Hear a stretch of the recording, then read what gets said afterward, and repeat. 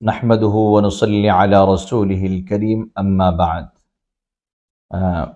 প্রিয় মুসলিম ভাই ও বোনেরা, আপনাদের অনেকের জিজ্ঞাসা যে যাকাত আমরা পরিশোধ করব, তবে যে সমস্ত টাকা আমাদের ব্যাংকে আছে এগুলোর যাকাত দিতে হবে কিনা। সহজ এক কথাই হলো, সাধারণত 4 ধরনের অ্যাকাউন্ট ব্যাংকে থাকে। সে অ্যাকাউন্টগুলো হলো যেমন ফিক্সড ডিপোজিট, সেভিংস, লকার্স কিংবা কারেন্ট, এগুলো থাকে।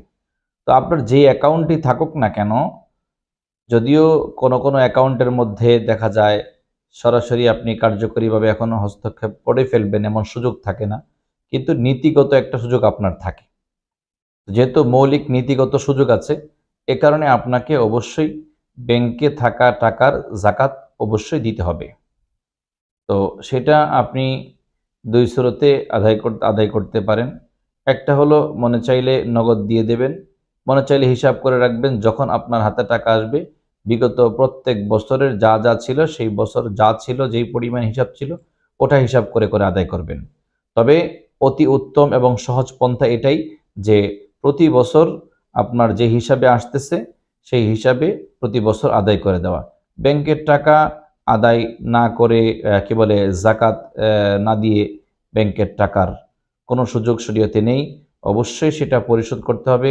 আল্লাহ রাব্বুল আলামিন আমাদের সকলকে পরিশুদ্ধভাবে এগুলো আদায় করার তৌফিক দান করুন। সাথে সাথে এটাও লক্ষণীয়, ব্যাংকে যে টাকাটা আপনি মূল রাখছেন এর উপরে যাকাত আসতেছে। বাকি যেটা লভ্যাংশ, আসলে যেহেতু আমাদের বাংলাদেশের কোনো ব্যাংকই একেবারে সুদমুক্ত নয়, সেটা ইসলামিক নামধারী হোক কিংবা অন ইসলামিক হোক, কোনো ব্যাংকই পরিপূর্ণ সুদমুক্ত নয়।